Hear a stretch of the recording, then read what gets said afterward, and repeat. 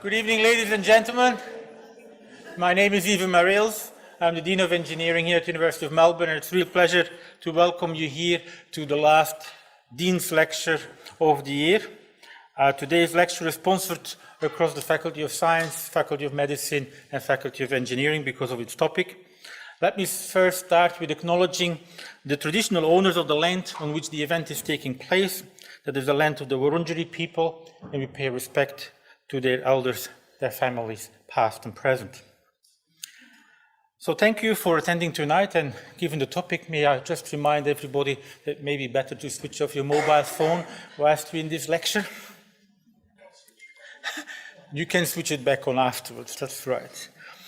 I also would like to remind people that tonight we are videotaping, and so when you ask questions, you're automatically going to be recorded, and we'll take your asking question as also a form of presenting consent with being videotaped and audio taped. Let me just introduce Dr. Devra Davis, who doesn't probably need an awful lot of introduction. But Dr. Devra Davis is a visiting professor of medicine at the Hebrew University, Hadassah Medical School, and also in Turkey at the Ondokus Mayıs University. She's an expert studying the electromagnetic radiation for mobile phones and wireless transmitting devices at present. She was the founding director of the Center for Environmental Oncology, which was the first such center in the world, and was established at the University of Pittsburgh Cancer Institute. And he was looking at the environmental factors that contribute to cancers. In 2007, she founded a non-profit environmental health trust to provide basic research and education about environmental impact on health hazard. She served as President Clinton's appointee on the Chemical Safety and Hazard Investigation Board in the United States from 1994 to 1999. That was an independent executive branch of the government that investigated all the effects of chemical accidents and how to prevent and mitigate against them. She was also a senior advisor to the Assistant Secretary for Health in the Department of Health and Human Services in the United States, and as such has counseled many leading officials in the United States, United Nations, World Bank, European Environmental Agency, the Pan American Health Organization, and the World Bank. She holds a Bachelor of Science in Psychology, a Master of Arts in Sociology. She has a PhD in Science from the University of Chicago, and she has a Master of Public Health in Epidemiology from the Johns Hopkins University. A lot of degrees. She has also more than 200 publications, and she's been published in Lancet and the Journal of American Medical Associations, which are some of the top journals in the field of medical research. And she, of course, has publications in Scientific American and the New York Times. Devra Davis, we're very pleased to listen to the truth about mobile phone and wireless radiation. All yours, please.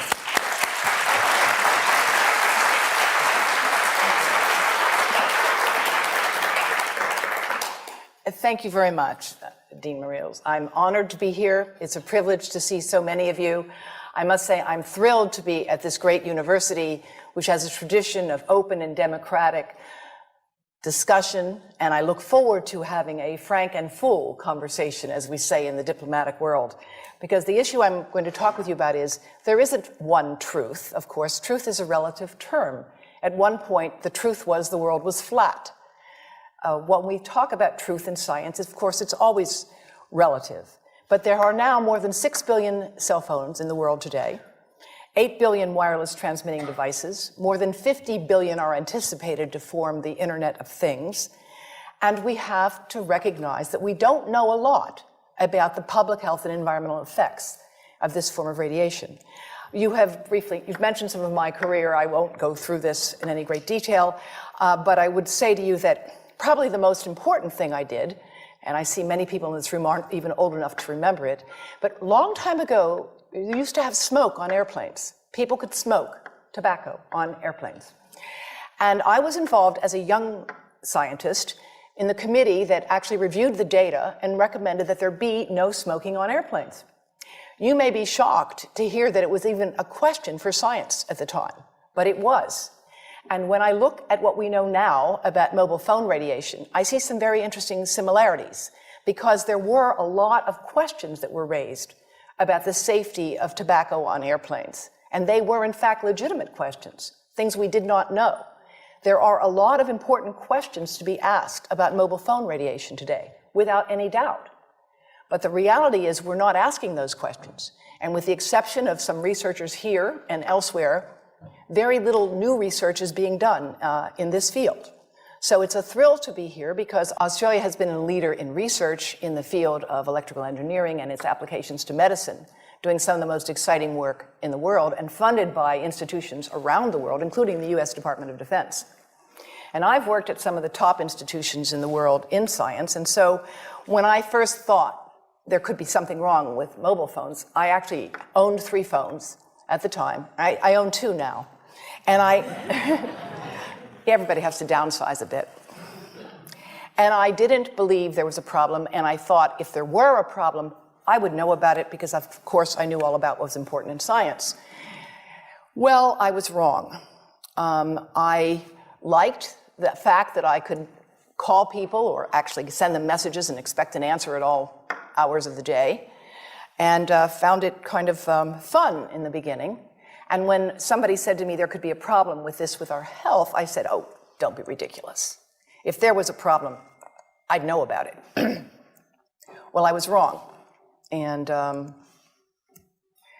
what I now know is that information is being sent to people routinely to give them safety information. I'm going to ask you to help me out here by looking at how many of you have an iPhone.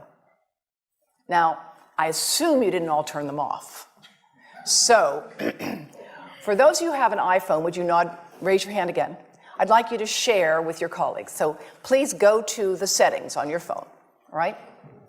Please take a moment and nod when you've got there.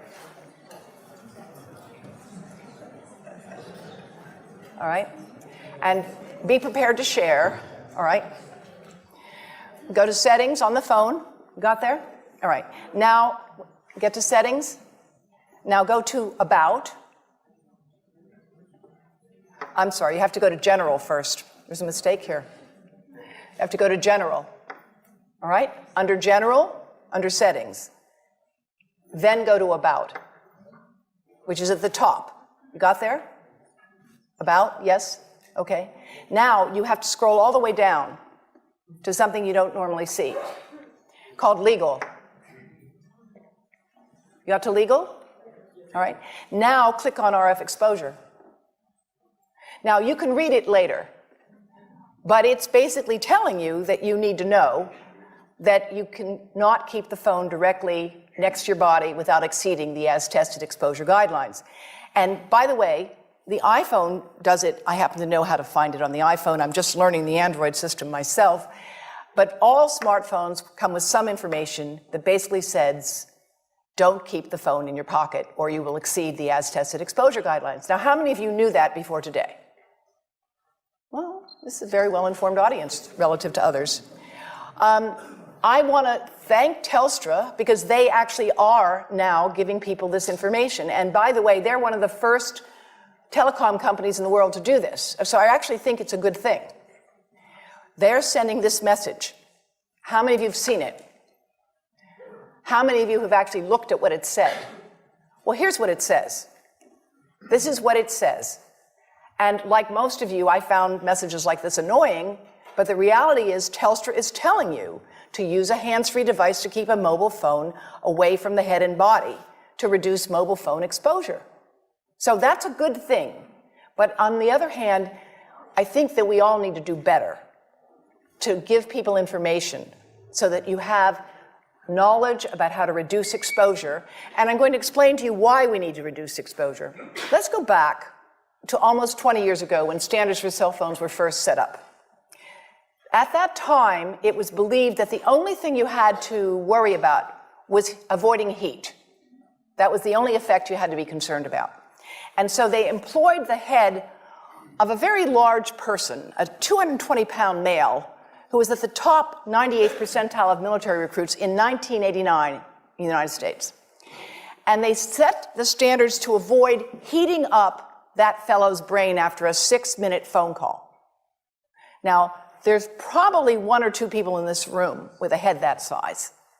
But the rest of you, like most of the world, have much smaller heads and relatively smaller bodies. And this standard, which is very much out of date, doesn't take into account the fact that people the size of these two bright young people here in the front row are using these devices today with no thought that maybe they're getting exposed to levels of radiation that have not been evaluated for their safety in young developing brains. Now, the electromagnetic spectrum, this is information from ARPANSA, actually goes all the way from the invisible to the visible, ionizing radiation, gamma rays, X-rays over here, and light here. This is from ARPANSA. You will see here they say FM radio, microwave oven, radiant heat. Of course, microwave oven actually happens to be of the same frequency as the cell phone, the mobile phone. The mobile phone and the microwave oven use a very similar frequency. The difference between them is power. The power of the microwave oven is 1,000 watts. And of course, that's power that can heat up a cup of water in maybe 60 seconds. The microwave oven, the mobile phone, the cordless phone, the Wi-Fi monitor, the baby monitor, they all use the same frequency. They differ in power. They also differ because mobile phones and Wi-Fi devices emit pulsed microwave radiation. It's the pulse, not the power, that appears to be biologically most important. The pulse that is erratic and irregular, like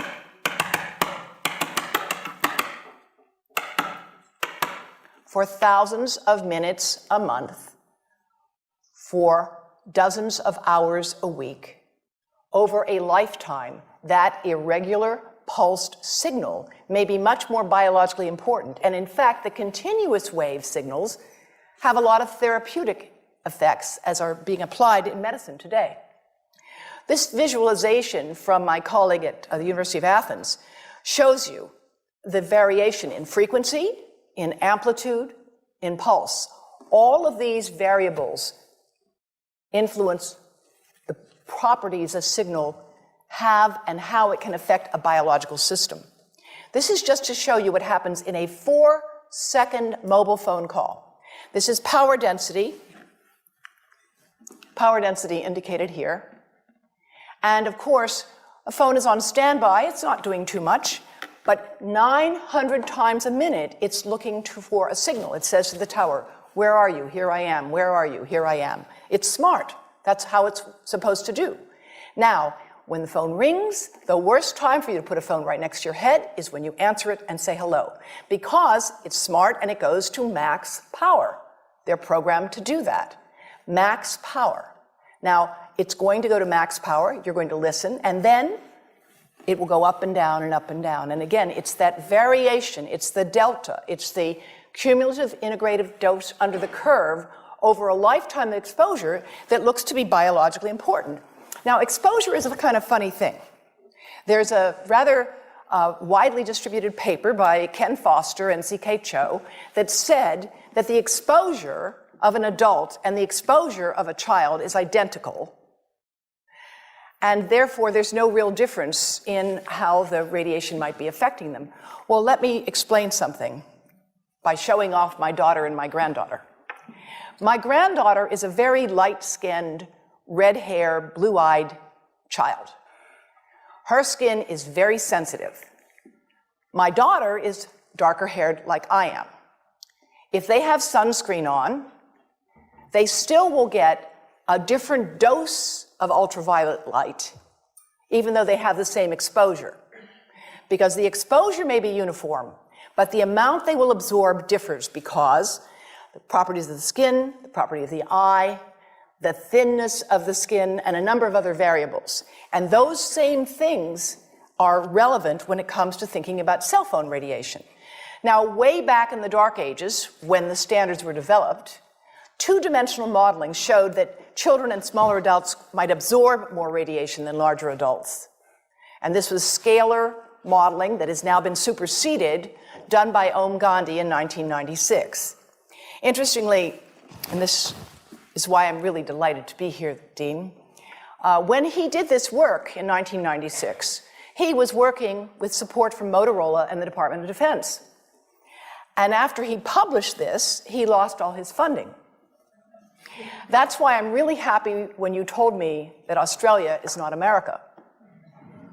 Because I think you have an opportunity to do something here in this great country. You have a tradition of independence in science and in this country that we do not have, unfortunately, on this issue in the United States. So Professor Gandhi, with whom I'm collaborating now, updated his work in 2002, here showing you that a smaller adult head here, you see the amount of exposure is quite similar, but because the head is smaller, it will absorb proportionally more. More recently, we have been working with colleagues at Porto Alegre with Environmental Health Trust, and we have developed three-dimensional modeling with anatomically based models using MRI to create the models with 1 millimeter voxels. And what we have done is to show the difference in radiation dose in heads of different ages and sizes. And I'll just show you one example here, coming from our colleagues at the Swiss National Institute of Technology, the ITIS, which have produced some of the most brilliant work in the world in this field. And they have shown here, of course, that there is going to be greater exposure, absorption into a younger head versus an older head. This is another item from their website of target tissue dose for the infant with using a system called the virtual family. Is there anyone here who's worked on the virtual family? Right. It's a really powerful and very sophisticated system that is used today to set standards for medical devices and surgical procedures, but it's not used for mobile phone standards. I find that odd. And I want to show you an example of some of the work that we are doing now that I'm releasing here for the first time. And this is a modeled microwave radiation dose of a 6-year-old with greater levels to the frontal and temporal lobes, eyes and cheek. And watch this here. Now, yellow, white, and red are the hottest, all right? And if you look carefully, you will see it's going into the eye, the nose. Do it again, just so you'll get to see it. And partly into the brainstem. Now, that's just showing you that there's going to be some exposure into that area of a young head. It doesn't tell you that there's any biological effect, right? Now, the next slide is going to show you something that might be of interest to students and faculty here. And that has to do with exposure to the reproductive organs. We call them the gonads. I think you say the testicles, and bone marrow. And look here at the radiation as it gets into the groin area. And that's just from having a mobile phone modeled into the pocket. And this, again, is based on normalized SAR with I think we had a dipole antenna. And there are many different variables you can alter in coming up with this kind of simulation, right? The number of antenna, whether it's GSM, CDMA, whether it's simultaneously operating only one antenna or more than one. But we believe that this is the kind of work that needs to be done and that this institution might be in a position to do it. And my colleagues from Brazil would be happy to share with you the modeling that we have done to date to generate this. But based on this work and other studies that have been done around the world, the United States magazine Consumer Reports recently recommended that nobody keep a phone in their pocket. Nobody. And in fact, if phones were tested in pockets, they would exceed the as-tested exposure guidelines, which is why Telstra has recently issued that advice. Now, when it comes to pregnancy, we're working with Yale University and more than 100 physicians and experts in the United States and around the world who are specialists in pregnancy. And we have been modeling exposure to the head at the end of pregnancy. And at the end of pregnancy, when of course the head, as any woman here knows, is right at the surface, if you're lucky it's at the surface and it's not facing the spine, then you can get the greatest exposure because of course the skin is completely permeable to this radiation exposure. And that's why we've developed the Baby Safe project with colleagues at Yale to advise pregnant women to protect their abdomens from mobile phone radiation, as well as from iPads, which I should add, iPads and other devices are called tablets because they belong on tables. They are tested 20 centimeters away from that big guy that I showed you before. 20 centimeters away. They are not approved to be held in the laps of little children, although millions of kids are having them now in schools because the people involved in educational technology and those involved in public health research are not talking to one another. Because if they were, they would understand that you're giving children a two-way microwave radiating device, and if you must give them such a device for learning purposes, put it on airplane mode so that it's not sending and receiving signals as it does otherwise. Now, this is some new modeling, again, that we've developed with colleagues in Brazil, and we can share with you how we've done it. We first start out with the MRI and create the model with 1 millimeter voxels, and this is quite a bit of work goes into creating this, and here is what it looks like after a period of 6 minutes. That's really not as bad as it might look because you see the red area only gets partway through the eye of the adult, right? The one that we're really concerned about is this one with the young child. And this is a 3-year-old brain that we modeled. And you see that by the end of that 6-minute call, the peak radiation, yellow and red, is getting all the way into almost both eyes. And again, this is one call, and it's not going to kill anybody. It may not cause any biological effect whatsoever for 1 call or 2 calls or 3 calls. But the question is, what's the cumulative impact of this kind of exposure? How do we evaluate it? How do we study it? The problem we face is that right now, we're in the midst of an experiment on my grandchildren and your children, and we don't have anybody to compare them with. We don't have a control group in science. When you are given a drug, it's usually been studied where some people get the drug and some people don't get the drug, and they're called the controls. And then you see whether or not those who got the drug are healthier than those who did not. And when you get results, you can conclude if there is a difference between the exposed and the control group, that your drug has worked. Well, when it comes to mobile phone radiation, we've lost our ability to have a true control group. Even now with young children, more than half of young children today have access to these devices. And I read this morning in the Age that something like 13% of children age 2 can order their own apps. I mean, I find it hard to imagine how a parent would give a child age 2 a device which was allowing them to order their own app. So, where are we with respect to research on infants, toddlers, and young children and pregnancy? Well, there's almost no research underway, which again is why I'm delighted to be here to talk with you about what could be developed. Believe it or not, this is the iPotty. Now, this is not a joke. I have actually talked to grandmothers, I'm one of them. My grandchildren did not have an iPotty, I promise you. Their father sometimes acts like he did. A lot of people today take devices into the bathroom all the time, but there are actually young children who will not go to the potty without their iPad. Does anybody know anybody like that? Any kids? Yes. Is that amazing? And nobody's even thinking about this as what it might mean for radiation exposure. And Parent Magazine called the iPad the best babysitter. I mean, if you need an iPad for a babysitter, you need to rethink having children.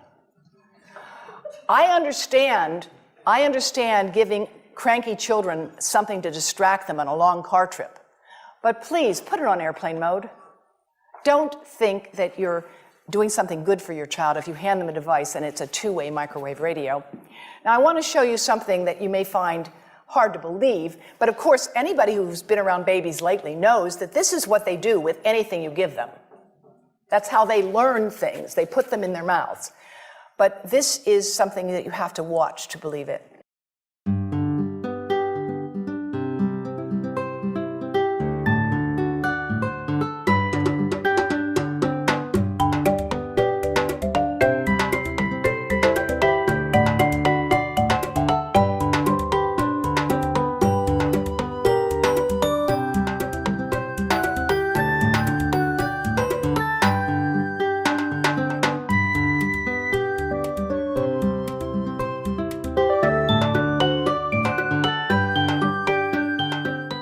NATO may be familiar to some of you, and NATO for years has supported research on radar. Radar, of course, gave birth to the microwave oven. How many of you know that? Okay, the first microwave oven was called a radar range. The guys figured out that they could cook things with radar, and they thought it was pretty cool. They actually discovered it because when guys would be standing on the deck and it was cold at night, they would warm themselves in front of the radar, and if they had chocolate in their pocket, it would melt. So that's how they decided to figure out what would happen if you beamed radar at things like hot dogs and corn, and soon enough that gave birth to the radar range. But women didn't like the idea of cooking with radar. Guys thought it was pretty cool. So they rekindled the name to microwave. It sounded dainty and more palatable. And nowadays a microwave oven is a staple around the world.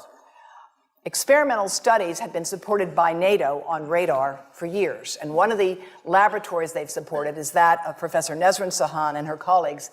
And the Environmental Health Trust convened an international conference with her laboratory partners and the Ministry of Health of Turkey in 2011, and I want to show you briefly some of the work that developed from that laboratory. This is showing you cellular damage that occurred in animals that were prenatally exposed to mobile phone radiation that was produced by a computer simulating the mobile phone exposure under controlled conditions, right? So, because you can't really get rats to make phone calls, you've got to model the exposure. And what they did is they measured in, these are your controls that you compare things with, and these were the exposed. Prenatally exposed, just 15 minutes a day for 7 days. Not much exposure, but these are small animals, and they grow within 3 weeks, they reproduce. And what they were able to study was changes in liver malonaldehyde, which is a measure of peroxidation, is a measure of damage to the liver, right? So these animals basically had significant damage to their liver if they had been exposed prenatally compared to controls. Now, another group in Turkey has looked at prenatal effects on the brain and the testis. And, you know, a lot of countries, this is a very important research that has been done here. And they looked at counting the number of cells in certain areas of the brain, the hippocampus, which is a critically important part of the brain. And since I see there's a lot of non-expert here, and let me just explain that your hippocampus is pretty important to things like memory, balance, things like that. So studying effects on the hippocampus in animals is kind of a good way to anticipate effects that might develop on intelligence and other things. And they looked at newborn rats after they had been exposed prenatally and compared those who were exposed to those who were not exposed. And they looked at their brain cells, the number of cells, their shape, etc., with established methods for testing this. And this article was published in Brain Research, which is a relatively high-impact journal. And what they showed was that prenatally exposed newborns have basically fewer cells in the hippocampus. Here's the exposed, missing some cells, and here are the controls, which they're compared with. And you can see here that these cells are, there's more of them. Here they're more scattered. And in fact, they did another test of memory. Now, how do you test memory in an animal? You don't have them fill out the crossword puzzle. You test memory in an animal with well-established protocols of learning. You teach them to run a maze and get a food reward. And you see how long it takes them to do that. And what they did, it's a radial arm maze. They trained these animals who were starving to get a food reward, right? And after they did that, they then saw how long did it take them to learn this if they had been prenatally exposed to mobile phone radiation. And what they found was that newborns that had been exposed took 3 times as long to find their way out of an experimental maze and made twice as many errors. And this, again, is a statistically valid method for evaluating learning. Now, closer to home, so to speak, between the brain and the testis, studies have been done here in Australia at Newcastle by a fellow who's now the pro-chancellor of the university. And these studies have been done taking sperm from healthy men. And one test tube gets exposed to cell phone radiation, and one test tube is not exposed to mobile phone radiation. And then the results are evaluated. And this is a measure of vitality. We measure how well the sperm swim. This is a measure of mobility, motility. This is a measure of mitochondrial DNA damage. They have 3 times as much damage on their DNA if they have been exposed to mobile phone radiation as compared to controls. And now the issue is, why does it take 500 million sperm to make just one healthy baby? It takes a lot of sperm to make a healthy baby. The answer is because sperm don't know how to ask for directions. But they are easy to study.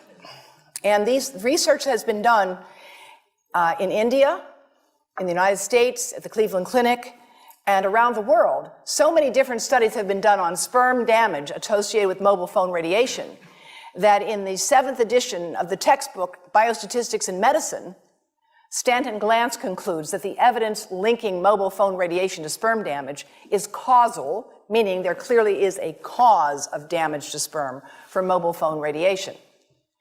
Now, we have a lot of uncertainties in this field. The truth is, we have a lot of uncertainties, but not about sperm.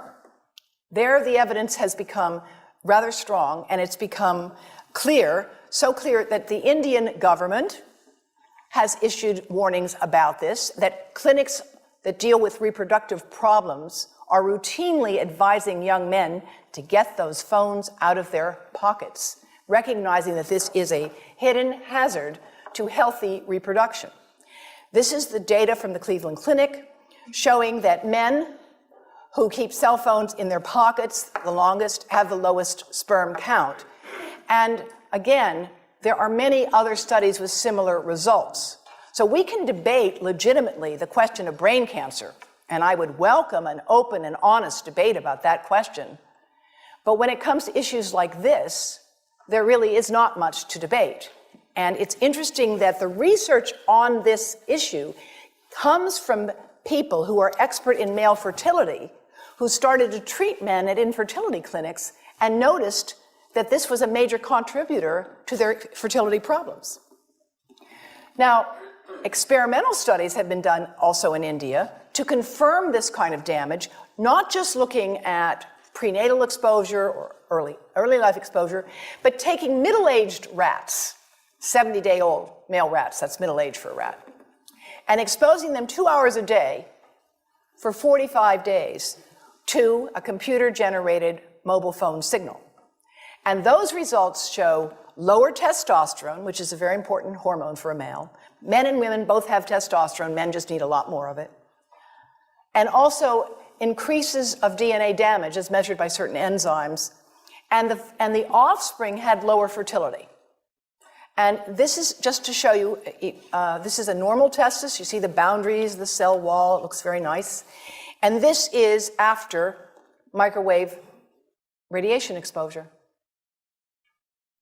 So there are some pretty stunning images that have been generated in the basic biology literature when it comes to these kinds of effects. Now, the breast. The breast is mostly fat, contains a lot of fluid. things that contain flattened fluid, cook faster in the microwave oven. Now, a cell phone can't cook anything, all right? Mobile phones do not pop popcorn. That was a fraud. They don't make any heat that we know of, otherwise they wouldn't be permitted. But they do go through things that contain fat and fluid.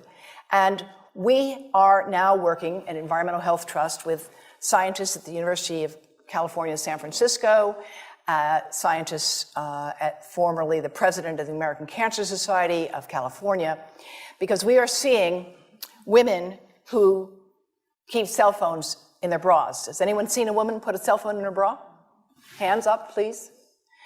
Please tell them you've heard now why they shouldn't do that. And here I want to show you our first case report from 2009, and we now have many more. This was a Chinese-American woman who used her cell phone 4 hours a day in her bra for 10 years while she was driving.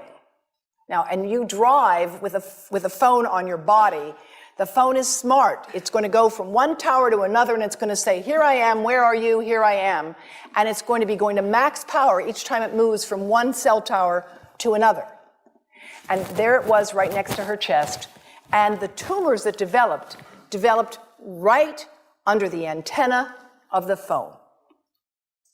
Unusual tumors. Well, you know, that's a very good question. Does it apply to males who would put the phone in their breast pocket? We actually have cases now of men with unusual skin cancers or unusual growths where they've kept their phone in one place. And again, if they were phones would not be past testing approval if they were to do that. Male breast cancer is very rare, very, very rare. But we are seeing some reports of cases. And here, unfortunately, this is an MRI of a young woman, very brave young woman named Tiffany France. When she was 21, she's now 22, she developed metastatic breast cancer. This is metastases into her chest wall right here.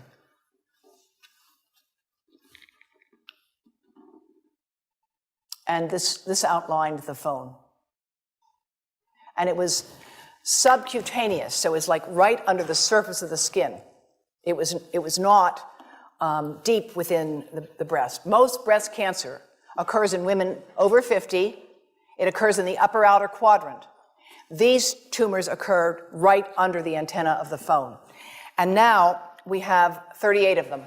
Not a single one of them has a family history. None of them has inherited the defects that we know increase the risk of breast cancer.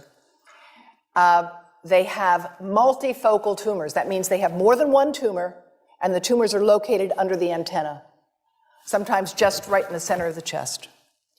So we're collecting information because that's what we do in science. But we want to, in the meantime, issue precautionary advice because that's also what we do in public health when it comes to setting public policy.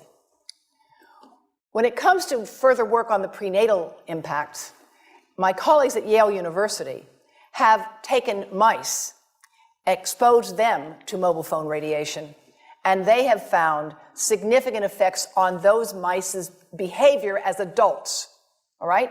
Prenatally exposed mice have hyperactivity as adults. And these are some of the data. They have worse memory, they're more hyperactive, they have more anxiety, but they don't have much fear. It's kind of interesting. And because of that, that is why we've developed the Baby Safe Project, working with colleagues at Yale University and around the world. Now, how many of you had heard that in 2011, the World Health Organization had reviewed all of the evidence and decided that mobile phone radiation was a possible human carcinogen? How many people had heard that? Okay. It's interesting that that information isn't more widely known, and we can explore the reasons for that perhaps at a later time. But the fact is, the group that reviewed this evidence for the World Health Organization looked at all the evidence at the time in 2011. And at that time, they said it's important to conduct additional research and it's important to take pragmatic measures to reduce exposure. Now, that's why it's wonderful that Telstra is giving this advice, But we are not conducting additional research. And in fact, the World Health Organization itself is no longer conducting a leading study on brain cancer and mobile phones. Environmental Health Trust, the organization that I head, published an article in 2013 saying that we think that mobile phone radiation is a probable human carcinogen. And I want to show you briefly the reasons why we reached that conclusion. These are studies published since the World Health Organization IARC review in 2011. So these are newer studies. Here, Hardell from Sweden and Serenat from France. And what these are showing you is that the relative risk of developing brain cancer with more than 1,640 hours of lifetime use of a phone is almost 3 times higher compared to people who did not use mobile phones. Now I know this seems like very confusing. These numbers don't make a lot of sense to many of you, but really the way you get these numbers is it's like waiting for the grass to grow. You study people who have brain cancer and you compare them with people who don't have brain cancer, but they're otherwise similar. They're your controls, and you compare the people with brain cancer to those who don't have the disease, and you ask, well, do you remember whether you talked on the phone? It's not a very precise science. Actually, there's a lot of problems with what are called exposure misclassification. It biases you toward the null hypothesis. The reality is, it's a very poor way of doing research, but we don't have an alternative at this point. And what we need to do is to get the cooperation of telecom industry to get billing records. So we actually have real data instead of asking people to remember how much they use their phone. That's something that, again, you might be able to do in Australia, but I can tell you we can't do it in the United States, that's for sure. In France, they were able to do it a little bit better, and they were able to get these data here. And interestingly, if people started to use phones regularly before age 20, as most of the world is doing now, there was 4 to 8 times more brain cancer after they had passed 10 years. So now, why is there no increase in brain cancer that we can find in the general population today? Because there is not. And after all, if mobile phones really are important, why don't we have an epidemic today? Well, let me tell you why. First of all, brain cancer takes a long time to develop. How do we know that? We know that because when the bombs fell at the end of World War II, there was no increase in brain cancer in the survivors who had been studied. No increase at all. Until 40 years had passed. It took 40 years for an increase in brain cancer to show up in that highly exposed population. Now think about this. Today, the number of people using cell phones today and using them heavily today is very different than it was even 5 years ago, even 3 years ago. Now you're being encouraged to have unlimited talk and text, right? You didn't have unlimited talk and text 5 years ago or 10 years ago. So the uses and the users of phones are changing radically. In fact, most epidemiologic studies find no increased risk of brain cancer from mobile phone radiation. They don't. Until 10 years of heavy use. And by the way they define a cell phone user in these studies, I'm not making this up, is somebody who makes 1 call a week for 6 months. Yes, yes. 1 call a week for 6 months. That was the definition in these studies, which, by the way, don't find any increase. All right? So I'm not saying this to say that they did a bad job. I'm saying that we are challenged here with how do you do a study of something that's rapidly changing while you're studying it. The technology has changed. The way people have used it has changed. We never anticipated having infants and toddlers in cribs using these things. Nobody ever anticipated that. There's never been any modeling of the brain until we did this right now. And when I first said to my colleagues, by the way, took us 4 years to get this work done. And 4 years ago, I said, let's do that modeling. And they said, what are you talking about? Why would anybody want to model an infant or a 3-year-old using a mobile phone? I said, you wait, unfortunately. And so now we have a market, because the adult market is saturated. Australia already has more phones than people. It does. And so the market expands to the infants and toddlers. Now I want to share with you some of the work from my colleagues in India. Dr. Sharma is the Senior Deputy Director General of the Indian Council of Medical Research.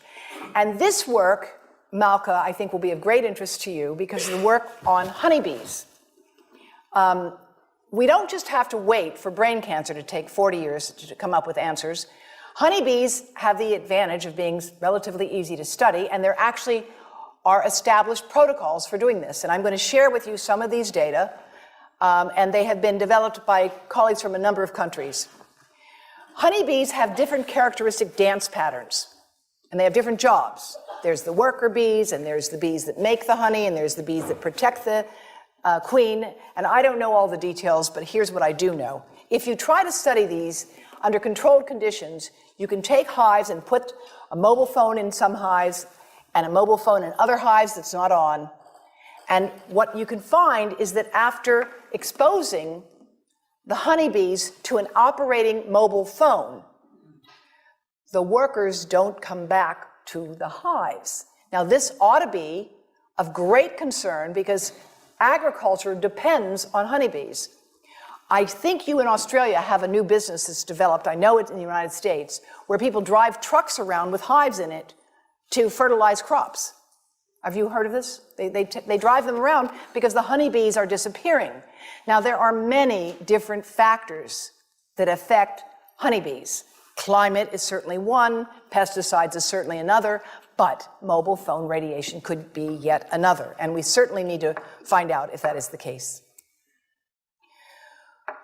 10 minutes of mobile phone radiation daily for 10 days, worker bees did not return to test colonies. And this would be something that could easily be replicated. So now we have to deal with the reality. There are many inconsistent results. I'm not just skimming the cream here and showing you the positive ones. There are a lot of studies that find nothing at all. Nothing. Why? Well, first of all, sometimes they study different cell cultures. So if you're looking for adult cells, they may be much more robust than if you're looking at neuronal stem cells. And that turns out to be the case. Sometimes they're using different exposures. If you're looking at continuous wave versus digital pulse signals, if you're looking at a square wave versus a sine wave. There's also another fact we have to talk about, which is yet another reason why I'm glad that Australia is not America. Sponsored research, this is to put it politely, can induce publication bias. Another way to say this is that where you stand on an issue depends on where you sit and who's bought your chair. And there's a tremendous amount of sponsored research by people who are hired to do studies to find no effect. And that's plagued this field in a number of countries, including within the government itself. So I don't know about the details here with Arpanza, but I can tell you in the United States today, the gentleman who is directing the Federal Communications Commission, Tom Wheeler, was for 10 years the executive director of the Cell Phone Telecommunications Industry Association. And now he's in charge of regulating those devices. So it's challenging to have a neutral playing field under that circumstance. One example, the US Congress asked for a study of what needed to be done on mobile phone radiation in 1993, in 1998, in 2002, in 2012. That's how many times they've asked for that study to be done. So each time a study is done, and each time the conclusion is reached, we need more research. We need more research. Well, that's my bread and butter. Of course we need more research. But if instead of funding the research, all you're doing is calling for it, then it becomes a bit of a smokescreen. So that's part of our challenge on this issue. It's a lot easier to call for research than it is to carry it out. This research is hard to do. It's not simple. There are real complexities to this field. Unfortunately, at least in the past, industry had a very clear strategy.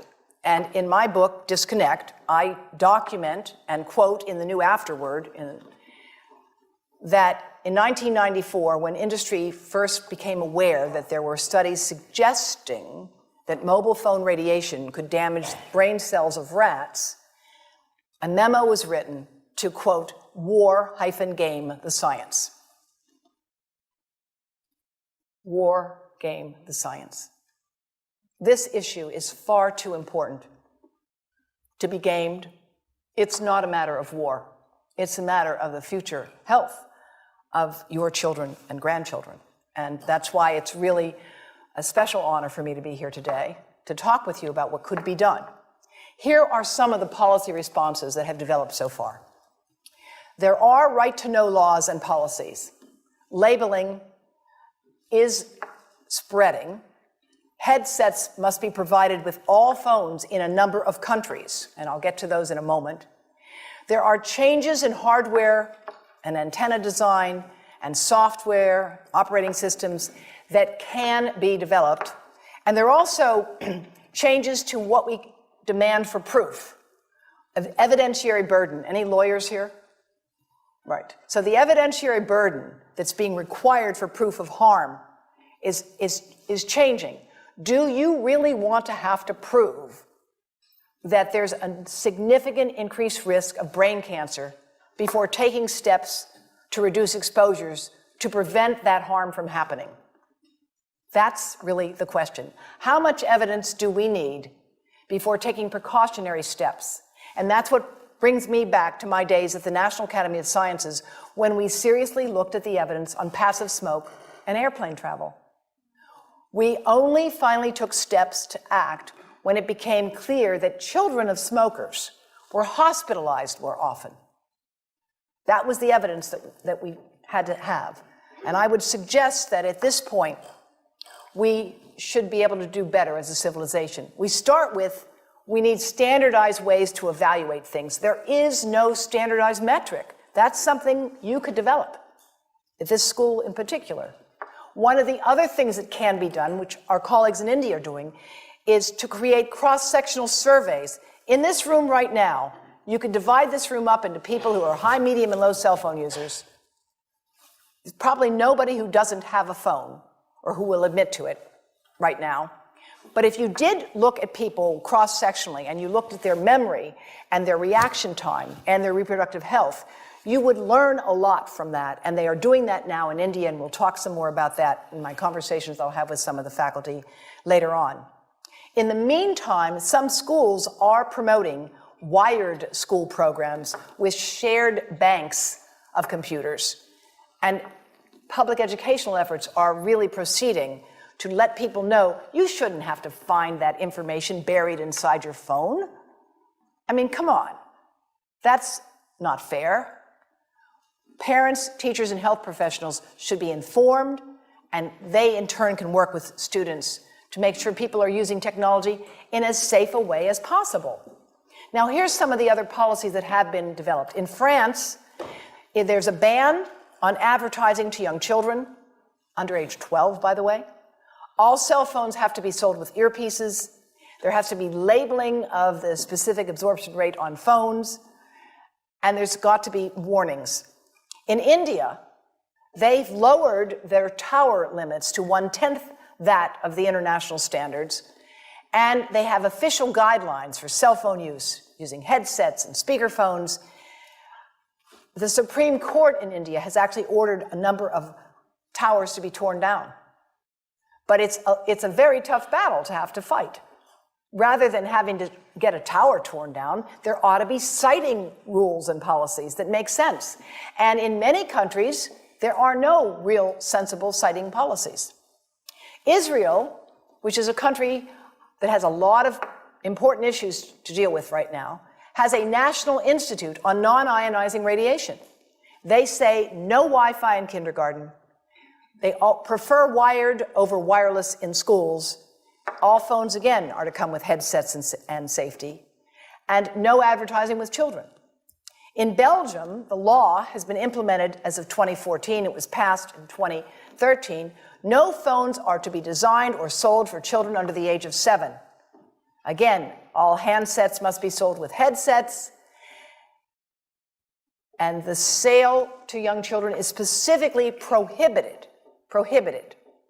Canada has issued practical advice as well. And I don't go into any more details here. These slides will become available on the website for the university, and we have much more detailed information I can share with you from our website as well. The Canadian Parliamentary Health Committee has urged that there be a recognition that this is a, quote, serious public health issue. And we agree. And I testified before the Canadian Parliament on this issue, and I was pleased to see their report agree with that point. Now, in the United States, a U.S. District Court has recently ruled that even if there is a reasonable possibility that cell phone radiation is carcinogenic, the time for action in the public health and regulatory sectors is upon us. And I think that that is a very important idea that we should all be aware of. Let's not debate the kinds of evidence we have now about brain cancer. I agree, that evidence can be debated. But we have enough evidence of damage, and these other countries have taken steps now. They can't all be dismissed. Berkeley, California has unanimously passed the cell phone right to know law. It's called an ordinance, requiring notification that if you carry your phone in your pants or shirt pocket or tucked into a bra when the phone is on, you may exceed the federal guidelines for exposure to RF radiation. This is a website that has all of the fine print warnings, so far as we know them, available. Environmental Health Trust is working with others to share this information. We hope you'll share it with all of your friends and family. This is the Baby Safe project that we have underway. And now, just so you understand that this is not a question of being anti-industry, here's what industry is doing. Vodafone has to provide a report to the American government as part of their annual reporting to the Security and Exchange Commission. They must report on what are called risk factors and uncertainties. And they report that they face risks because they may have to pay people for health damages. The last sentence there, a change to this view that there's no health problem could result in a major reduction in phone usage or major litigation. That's a risk. China Mobile, in their report to the U.S. Securities and Exchange Commission, they had to say, we cannot be certain that future studies will not impute a link between electromagnetic fields and adverse health effects, and because of that, it's a potential risk as well. AT&T says unfavorable litigation could result and require us to pay significant amounts of money. Well, speaking of money, would you give 2 cents? Would you pay 2 cents a month for every device you have, for every provider, for every manufacturer, in order to support the cross-disciplinary training program that is needed in bioelectromagnetics for engineers and physicians and computer scientists? That's what's needed to identify the data gaps, the research and development needs, to monitor the populations, to see what is happening to our children today, to look at hearing and memory and sperm count. That's what I think we need. We need a major program to fund independent research and training. Because I learned this way after I went to all that schooling you mentioned at the beginning, and it's not easy stuff to do. I hold my hat off to all of you electrical engineers. It's complicated. But in the meantime, people have a right to know how you can minimize exposure. And again, I think This information is available on our website, will be available on yours. Remember, if you have to give a phone to a child, put it on airplane mode. And think about this. That microwave oven, it works because there's a metal box around a microwave signal, and the signal pings all over the place. Next time you get into an elevator or a train for any length of time, put your phone on airplane mode. Otherwise, that signal is going all over the place, magnifying and coming back. Keep the mobile phone away from you when it's on and you are asleep. Now, it takes a village to do a lot of things. These are some of the people whose materials I've used today with their permission, and I can't read this list to you, but I want you to know that I feel really honored to be working with some of the most talented people in the world on this issue, and they have given me permission to share these materials with you. And I leave you with this thought from Albert Einstein. The world is not dangerous because of those who do harm, but because of those who look at it without doing anything. So, thank you.